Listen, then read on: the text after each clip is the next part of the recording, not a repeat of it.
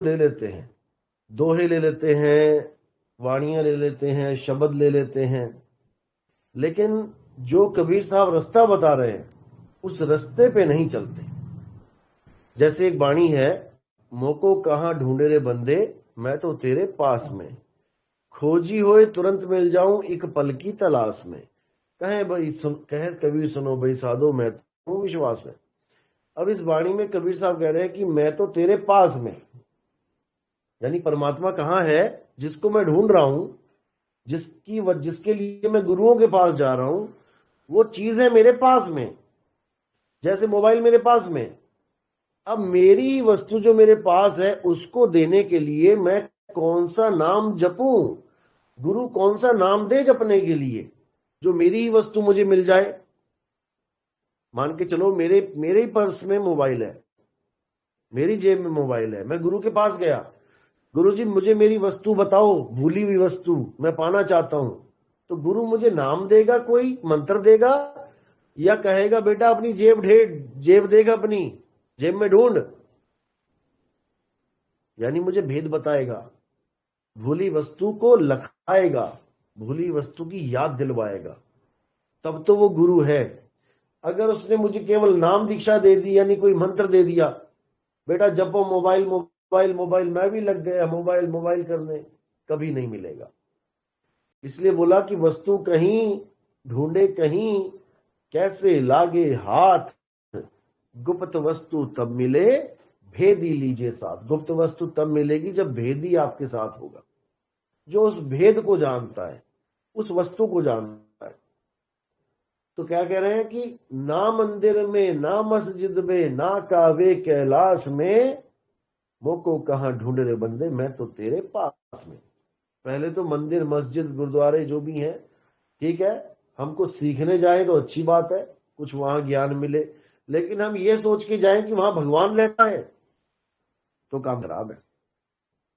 भगवान किसी मंदिर में, किसी गुरुद्वारे में, किसी मस्जिद में नहीं रहता है, वहां तुम्हें ज्ञान मिलता है। गुरुद्वारे जाते हो, वाणी मिलती है, संतों की वाणी सुनते हो, समझ में आता है। किसी मंदिर में जाते हो तो पंडित जी अगर कोई ज्ञान समझाए तो समझ में आता है। किसी मस्जिद में जाते हो, वहां पे अल्लाह के नाम की कोई चर्चा हो रही है तो समझ में आता है। लेकिन अल्लाह कहो मस्जिद में बैठ गया जाके, भगवान कहो मंदिर में बैठ गया जाके, तो नहीं। भगवानों के मंदिर के गल्ले तक उठा लिए जाते, चोर चोरी करके ले जाता ना मंदिरों में, कितनी चोरी हुई है। अखबार में देखो फलाना मंदिर में गल्ला टूट गया, चोरी कर ली। भगवान अपने ही घर को संभाल नहीं पा रहा है, भगवान अपने ही घर में रखे हुए पैसे को रक्षा नहीं कर पा रहा है। आप और हम रक्षा कर रहे हैं। हमारे घर में चोर घुस जाए, हम उसको ले जाने देंगे सामान क्या? लेकिन वहां सामान तो छोड़ो, भगवान की मूर्ति को ही उठा के ले जाता है चोर। कितनी बार अखबार में आया, अष्ट धातु की मूर्ति उठा के चोर ले गए, भगवान को उठा उठा के ले गया। तो कैसे बात बनेगी? भगवान वहां नहीं है भाई, वहां पे तुमने सामान रखा है, तुमने गल्ले लगाए हैं, तुमने मंदिर बनाया, तुमने मूर्ति की स्थापना करी, तुमने सब कुछ किया, वहां पे भगवान ने नहीं किया। अगर भगवान का घर होता, एक ईंट ना वहां से हिलती, क्योंकि भगवान के यहां भी कोई चोरी कर सकता है क्या? लेकिन हमें समझ में नहीं आ रहा, हम अंधे हो चुके हैं श्रद्धा में। हमें गलत रास्ता बताने वालों ने गलत रास्ते बता दिए हैं, इसलिए हम उन्हीं रास्तों पे चले जा रहे हैं। अब कबीर साहब क्या बता रहे हैं, वो भी एक रास्ता ही बता रहे हैं। कबीर पंथ का मतलब है एक ऐसा रास्ता, पंथ यानी रास्ता, एक ऐसा रास्ता जो कबीर साहब ने दुनिया वालों को बताया है। इससे ज्यादा कबीर पंथ का कोई मतलब नहीं है कि तुम कहो कि मैंने राम जी, कृष्ण जी की, हनुमान जी की पूजा करनी बंद कर दी है, अब मैं कबीर साहब को पूजता हूँ, फोटो पूजता हूँ, कैलेंडर पूजता हूँ, मैं कबीर साहब के मंदिर में माथा टेकने जाता हूँ, मैं रामकृष्ण के माथे में मंदिर में माथा टेकने नहीं जाता, तो मैं कबीरपंथी बन गया? नहीं बने। आप लोग पत्थर की मूर्तियां तो नहीं पूजते हो, माथा टेकते हो? टेकते हो? अब देखो, अब आपको फर्क बताते हैं कि आपके ज्ञान में और कबीर साहब के ज्ञान में क्या फर्क है। कबीर साहब कहते हैं, पाथर पूजे हरि मिले तो मैं पूजूं पहाड़, और उससे ये चाकी भली पीस खाए संसार। मैं राम जी, कृष्ण जी, हनुमान जी की मूर्तियां पूजता था, मुझे ऐसा गुरु मिल गया जिसने मुझे ज्ञान तो दिया, लेकिन उसने राम कृष्ण हनुमान जी की मूर्तियां तो साइड में करवा दी, और कबीर साहब की मूर्ति या किसी गुरु की मूर्ति या किसी दादा गुरु की या किसी पंथी गुरु की मूर्ति लगवा के उसकी आरती करवा दी। तो क्या फर्क पड़ा? अलग कहां से हुए हम? ज्ञान में कहां से आए? वही पत्थर हम पहले पूज रहे थे, वही पत्थर हम अब पूज रहे हैं, बस हमारे भाव थोड़े से अलग हो गए। हमारे भाव पहले देवी देवताओं से जुड़े हुए थे, अब हमारे भाव किसी गुरु से जुड़ गए, लेकिन पत्थर से। इसलिए पत्थर को पहले किनारे कर दो। बात भाव की नहीं है। अगर आपका भाव सही जगह लगा है तब तो वो फलीभूत होगा, और अगर आपका भाव गलत जगह लग गया तो आपका जीवन बर्बाद हो जाएगा। आपका भाव लग गया कि पीतल ही सोना है, किसी ने पीतल की चूड़ियां गिफ्ट दे दी, अब आपने बड़े प्यार से ले ली, भाव से ले ली, और तुम कह रहे हो नहीं, तुमने मुझे ये पीतल की चूड़ियां दी है, मेरे लिए तो सोने जैसी हैं। ठीक है, भाव ठीक है तुम्हारा, किसी ने दिया तो मान लिया कि सोने जैसा, तुमने मान लिया, लेकिन ये तुम तक ही सीमित रहेगा। तुम कहो मेरे भाव मार्केट में भी चल जाए, मेरा भाव है कि ये पीतल नहीं सोना है, ये मेरा भाव मार्केट में भी उतने ही रेट पे चल जाए, नहीं चलेगा। आप सुनने के पास जाओगे, वो 2 मिनट में इसको अलग कर देगा, भाई ये पीतल है, अरे नहीं मेरे भाव जुड़े हैं, अरे जा, तेरे भाव से हमने क्या लेना, हमने सत्य से लेना है। सत्य क्या है? सत्य ये है कि ये पीतल है। इसी प्रकार कोई कहे कि मेरे भाव पत्थर से जुड़े हैं, मैं इसको पत्थर नहीं, मैं अपना गुरु ही मानता हूं। किसी पत्थर की मूर्ति को जिसको आप पूज रहे हो, आप कहो कि मैं पत्थर नहीं, मैं इसको गुरु मान के पूजा कर रहा हूं, मेरे भाव जुड़े हैं, तब भी उस भाव का कोई मतलब नहीं है। वो भाव वेस्ट हो गए आपके, क्योंकि आपने वो भाव असत्य के साथ जोड़ दिए। आपको वही भाव सत्य के साथ जोड़ना चाहिए था। जब सत्य के साथ भाव जुड़ जाता है तो सत भाव बन जाता है। तो कबीर साहब कह रहे हैं, ध्यान मूल गुरु रूप है, पूजा मूल गुरु पांव, मंत्र मूल गुरु वचन है, मोक्ष मूल सत भाव। सत्य के साथ भाव जुड़ जाने पर तुम्हारी मुक्ति हो जाती है। लेकिन सत्य है क्या? मूर्ति सत्य नहीं है, मंत्र सत्य नहीं है, ये जितने मंत्र जंत्र जो भी है, श्वासा सत्य नहीं है, ये काया सत्य नहीं है। सत्य क्या है? आत्मा सत्य है। गीता जी में कृष्ण जी ने भी बोला, हे अर्जुन, इस दुनिया में 2 प्रकार के तत्व हैं, एक असत्य तत्व जो खत्म हो जाता है, जो बदल जाता है, और एक सत्य तत्व जो कभी नहीं बदलता, कभी खंडित नहीं होता, कभी भी नहीं। वो सत्य आत्मा है। आत्मा को ना तो कोई शस्त्र काट सकता है, ना अग्नि जला सकती है, ना वायु सुखा सकती है, ना जल भिगो सकता है। तो आत्मा ही सत्य है, आत्मा के अलावा सब झूठ है। इसी को कबीर साहब ने बोला है, जल में मीन प्यासी, मोहे देखते आवे हासी, आत्म ज्ञान बिना नर भटके, कभी काबा कभी काशी। मुसलमानों को कह दिया कि तुम काबा में भटक रहे हो बिना आत्म ज्ञान के, और हिंदुओं को क्या कह दिया कि तुम मंदिरों में भटक रहे हो, काशी में भटक रहे हो बिना आत्म ज्ञान के। जब तुम्हें आत्म ज्ञान हो जाएगा, तुम्हें कहीं जाने की जरूरत ही नहीं है, तुम्हें घर में ही परमात्मा मिल जाएगा, तुम्हें आत्मा में ही परमात्मा मिल जाएगा। तो इसलिए बिल्कुल क्लियर कर दिया, ना मैं जप में, ना मैं तप में। अगर कोई भी नाम जपने के लिए गुरु ने दिया और तुम उस नाम को जप रहे हो, कोई भी नाम दिया हो, राम राम, अल्लाह अल्लाह, वाहेगुरु कबीर कबीर, गॉड गॉड, कुछ भी, तो तुम्हें जीवन में कभी आत्मज्ञान नहीं हो सकता। खाली आए हो, खाली चले जाओ, क्योंकि नाम है जप में। किसी भी जप को जपने से मैं प्राप्त नहीं होता, परमात्मा नहीं मिलता। कब मिलता है? जप छोड़ने पे। जप छोड़ो, यानी ये चाय जो आप पीने वाले हो, इस चाय को अगर आप जपने लग जाओ, चाय चाय चाय चाय चाय चाय चाय चाय, कभी जीवन में मुंह मीठा नहीं होगा। मुंह मीठा कब होगा? ये चाय चाय करना छोड़ो। और जो असली चाय है आपके बिल्कुल पास में, उसको पी लो। मोको कहां ढूंढे रे बंदे, मैं तो तेरे पास में। तो ये चाय को आपने बस पीना है, जपना नहीं है। जब तक जपोगे, जब तक अज्ञान में रहोगे। साहिबंदी सपना पूछ सकते हैं। हिंदी नहीं आती तो हिंदी तो कर देंगे, कोई बात नहीं। हिंदी करने के लिए भीखादास बैठे हैं साथ में।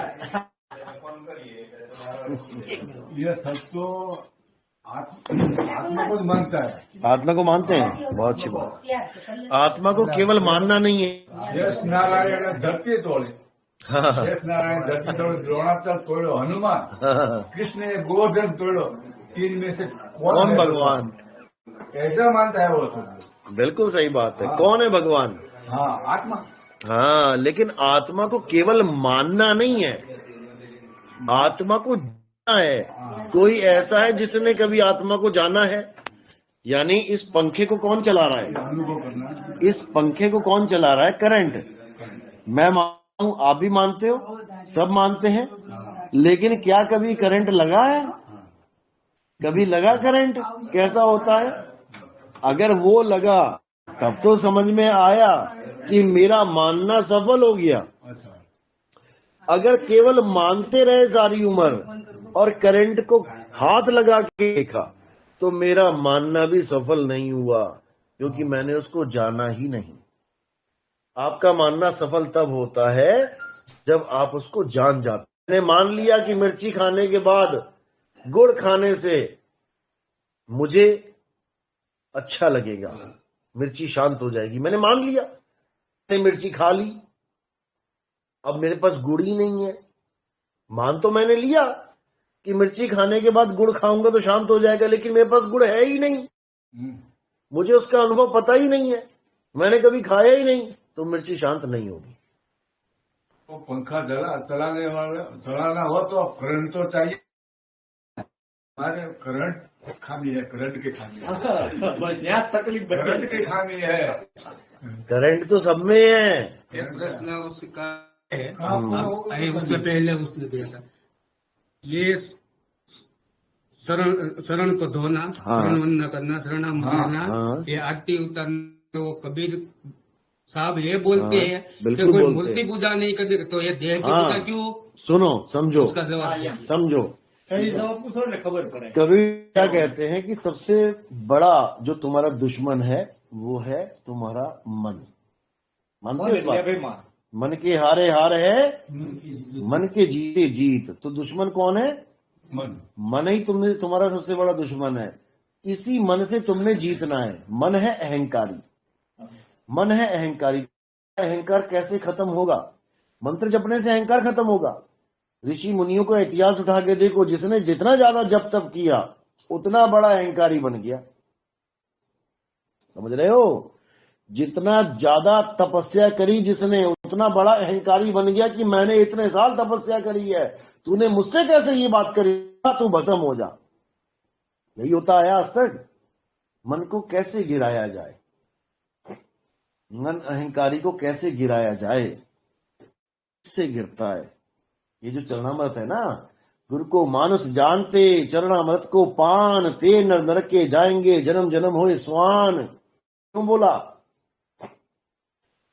कोई डॉक्टर है, कोई इंजीनियर है, कोई सीएम है, पीएम है, कोई भी आके बैठता है सत्संग में तो वो अहंकार लेके बैठता है अपना। कोई भी सत्संग में आता है तो वो अपना अहंकार लेके बैठता है कि मैं तो थानेदार हूं, मैं तो प्रोफेसर हूं, मैं तो सीएम हूं, मैं तो गांव का प्रधान हूं। चरणामृत लेने की बारी आती है, जो अहंकारी जीव होता है वो कभी चरणामृत नहीं लेता। वो पीछे हो जाता है, मैं नहीं पीता गुरु के चरण धो के, मैं क्यों पीऊं गंदा पानी। वो गंदा पानी मानता, उसको याद रखना। और वही बंदा किसी स्विमिंग पूल में जहां 50 लोग नहा रहे हैं, ऊपर से नीचे तक गलत गलत जगह पे भी जा रहा है, लग रहा है, उसमें छलांग मार देगा वो। उसमें कोई बच्चा नहाते नहाते पेशाब भी कर रहा है स्विमिंग पूल में, वो पानी मुंह में चला जाए वो पी लेगा, लेकिन गुरु का चरणामृत नहीं पी सकता। समझे? गुरु का चरणामृत वो पीता है जिसने को खत्म कर देना है, जो मन से जीतना चाहता है, इस मन को गिराना चाहता है, वही गुरु का चरणामृत लेता है। और जो आपने कहा कि आरती करना, आरती देह की नहीं होती, याद रखो, आत्मा की आरती होती है। इस देह को कौन चला रहा है? आत्मा चला रहा है। जब तक आत्मा इस देह आ रही है तब तक आरती कर सकते हो। जब इसको छोड़ दिया आत्मा ने, अब ये आरती के काबिल नहीं है। आरती आत्मा की होती है, क्योंकि संत कोई शरीर नहीं है, शरीर तो मिट्टी है, मिट्टी की आरती करोगे क्या? संत मिट्टी नहीं है। आत्मा सबसे बड़ा है, सबसे बिल्कुल बड़ा आत्मा, बिल्कुल वो गॉड कहा जाता है ना। बिल्कुल आत्मा ही। तो भगवान कहाँ पे नहीं है? अंदर है, बाहर है, बाहर है, अंदर है ना। अगर भगवान हर जगह है हाँ, कण में है ना। तो फिर पत्थर में भी होना चाहिए था। है? पत्थर में है? पत्थर में नहीं है? फिर समझ लो क्या बोल रहे हो आप कह रहे हो भगवान हर जगह है, पत्थर में है कि नहीं है? पत्थर में भगवान है कि नहीं, आपसे पूछ रहा हूं मैं। पत्थर में है। पत्थर भगवान है हाँ। तो हमारी और तुम्हारी तरह बोल क्यों नहीं रहा? फिर हमारे सामने खाना रखो, हम 2 मिनट में चट कर जाते हैं। पत्थर के सामने खाना रखो, पूरी रात पड़ा रहेगा, क्यों नहीं खा पाया वो?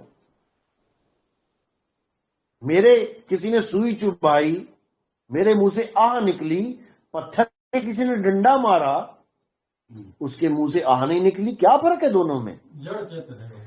जड़ चेतन है। तो फिर जड़ इसी को तो समझना है। आत्मा जड़ में कहां से विराजमान हो गया? वो जड़ है, जड़ चेतन का करे निबेड़ा, कहे कबीर सो हंस है मेरा।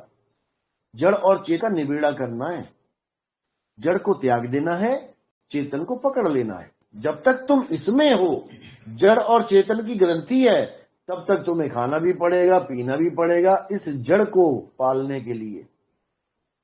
लेकिन भक्ति जड़ की नहीं करनी है। यानी कि जब तक ये पंखा चल रहा है तब तक तुम इस पंखे को साफ भी करोगे, धूल मिट्टी से भी हटाओगे। अब जहां पे कभी बिजली आएगी ही नहीं और केवल पंखा लटका रखा है, उसको तुम क्या साफ करोगे? किसी काम का ही नहीं है, उसको तुम उतार के रख ही दोगे। या बिजली तो है नहीं, या पंखा क्यों लटका रखा है? तो जड़ की वैल्यू चेतन से है। आपने जैसे ही मैं आया, फूल डाले, माला चढ़ाई, किसको चढ़ाई? जड़ को कि चेतन को? चेतन को चढ़ाई, लेकिन माला किसके डली है गले में? जड़ के कि चेतन के? अरे जड़ के डलेगी। जड़ पूजा जा रहा है क्योंकि चेतन के साथ जुड़ा हुआ है। पंखा पूजा जा रहा है क्योंकि करंट के साथ जुड़ा हुआ है। और जैसे ही करंट अलग हो जाता है तो पंखे को देख के 2 गालियां निकलती हैं। समझ रहे हो? जड़ चेतन को अच्छी तरह समझ लो। जड़ में परमात्मा नहीं है, चेतन में परमात्मा स्थित। चेतन में परमात्मा स्थित है, आत्मा में परमात्मा मान लो, जड़ में मत मानो। अगर जड़ में है फिर तो दीवार में भी है, जमीन में भी है, प्लास्टिक में भी है, लोहे में भी है, चप्पल में भी है। तो तुम परमात्मा को चप्पल पहन के नीचे घसीट रहे हो, परमात्मा को पैरों के नीचे। समझ रहे हो? अगर चप्पल में भी परमात्मा है तो तुम पैरों के नीचे परमात्मा को दबा दबा के चल रहे हो, फिर रास्ते में गोबर में भी लग जाती है चप्पल। तुमने परमात्मा के गोबर लगा दिया और कहो गोबर में भी परमात्मा है, फिर क्यों साफ कर रहे हो उसको? परमात्मा है, आने दो, घर तक अंदर आने दो ना उसको। लेकिन नहीं आने दोगे, गोबर को भगा दोगे बाहर और अच्छी अच्छी चीजों को, सुगंध को लेके आओगे अंदर। बदबू को भी लेके आओ ना, बदबू में परमात्मा है। तो तुम्हारी जहां तक दिमाग चलता है, बुद्धि चलती है, वहां तक परमात्मा को एक्सेप्ट करते हो, वहां तक ही तुम परमात्मा को मानते हो जहां तक तुम्हारा जोर चलता है। जैसे पानी में मक्खी गिर गई तो उठा के मक्खी को नहीं, पूरा पानी फेंक देंगे। तुम्हारे गिलास में मक्खी गिर जाए तो मक्खी को नहीं निकाल के फेंकेंगे, पूरा पानी फेंक देंगे। और तुम्हारे 10 लीटर कैन में दूध एक मक्खी गिर जाए तो फिर क्या करोगे? मक्खी निकाल के फिर मक्खी निकाल के फेंक दोगे। अरे तो 10 लीटर फेंक के दिखाओ ना। ये है आदमी की बुद्धि। जहां पे अपना फायदा होता है पूरा फायदा करता है, चालाकी करता है। वही मक्खी ने पानी को खराब कर दिया। पानी, वही मक्खी दूध को खराब नहीं कर पाई। 10 लीटर दूध में, उसमें घी में एक मक्खी गिर जाए कभी भी नहीं फेंक, मक्खी को किनारे कर देंगे। तो ये शातिर दिमाग है आदमी का। इसीलिए साहिब ने कहा जड़ चेतन का करो निबेड़ा, अपनी बुद्धि मत चलाओ कि इसमें भी परमात्मा, उसमें भी परमात्मा, उसमें भी परमात्मा है। परमात्मा जहां पर है उसको वहां ढूंढो। वस्तु कहीं, ढूंढे कहीं। हर जगह परमात्मा है तो हर जगह वस्तु है, कहीं भी ढूंढने पे मिल जानी चाहिए। फिर उसको इधर है इधर नहीं तो हम कह ही नहीं सकते। साहिब कह रहे हैं, कबीर साहब की वाणी कह रही है, वस्तु कहीं यानी परमात्मा कहां पे है और तू ढूंढे कहीं। तू कहां ढूंढ रहा है? फिर तो भेद कर दिया उनके ज्ञान से। तो फिर परमात्मा हर जगह होना चाहिए, वस्तु हर जगह मिल जानी चाहिए, लेकिन नहीं मिल रही है। वस्तु कहीं ढूंढे कहीं कैसे लागे हाथ, गुप्त वस्तु तब मिले भेदी लीजिए साथ। जब भेदी आपके जीवन में आएगा तो गुप्त वस्तु ज्ञान देगा कि गुप्त वस्तु होती क्या है, कहां पर है वो गुप्त वस्तु। फिर आप सारी दुनिया से हटके केवल उसी ठिकाने पे ढूंढोगे, तब मिलेगा परमात्मा। नहीं तो भटकते रहो सारी दुनिया में। सारी दुनिया माया है, ये परमात्मा नहीं है, ये माया है। ये परमात्मा नहीं है, ये माया है। ये संसार माया है, ये काया भी माया है। आत्मा माया नहीं है। तो कहां ढूंढना है? आत्मा में। आत्म खोजी बनना है, आत्म ज्ञान को प्राप्त करना है। काया माया का ज्ञान प्राप्त नहीं करना। काया माया का ज्ञान ब्रह्म और माया का। ब्रह्म कण कण में विराजमान है। ब्रह्म ऐसी कोई जगह नहीं है जहां विराजमान नहीं है, हर जगह विराजमान है, लेकिन परमात्मा नहीं। पार ब्रह्म नहीं, पार ब्रह्म ब्रह्म के पार है। ब्रह्म और माया इकट्ठे हैं। जीव तो बिल्कुल ही नीचे की अवस्था है, ब्रह्म से भी नीचे का जीव है जो भोगता है, भोगत रहा है दुख सुख। समझ रहे हो? जीव, ब्रह्म, पार ब्रह्म, ये तीनों अवस्थाओं का ज्ञान होना चाहिए। क्योंकि आप ही जीव से जीव हो जाओगे, आप ही जीव से ब्रह्म हो जाओगे। जितने ब्रह्म ज्ञानी हैं, जिनके भी नाम के आगे लिखा है श्री श्री श्री 1008 ब्रह्म ज्ञानी स्वामी, ये जीव ही तो थे। लेकिन ऐसी साधना मिली, इनके गुरु ने ऐसा ज्ञान दिया कि यही ब्रह्म हो गए। अब तुम्हें ऐसा गुरु चाहिए जो तुम्हें पार ब्रह्म तक पहुंचा दे, फिर तुम्हारा वही स्वरूप हो जाएगा। वो अलग ज्ञान है, बिल्कुल अलग ज्ञान है वो। ये ब्रह्म ज्ञान नहीं है, भूल जाओ इसको। और कोई सवाल है? चलो आप फिर ऐसा करो, आप करो जो कर रहे हो, दोबारा चलाएंगे। साहिबन की सतनाम। तो अब कोई और सवाल तो नहीं है आप लोग का? कोई और है तो पूछ लो, क्योंकि बिना सवालों के जवाब के शंका समाधान नहीं हो पाता है।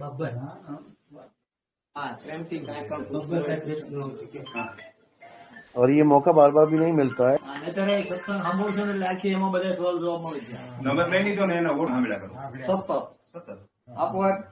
તમારો જવાબ તમને મળી જાય. આજે તો અમે ત્યાં વડગામ હતા, ત્યાં તો એ મારો પ્રોફેસર આખું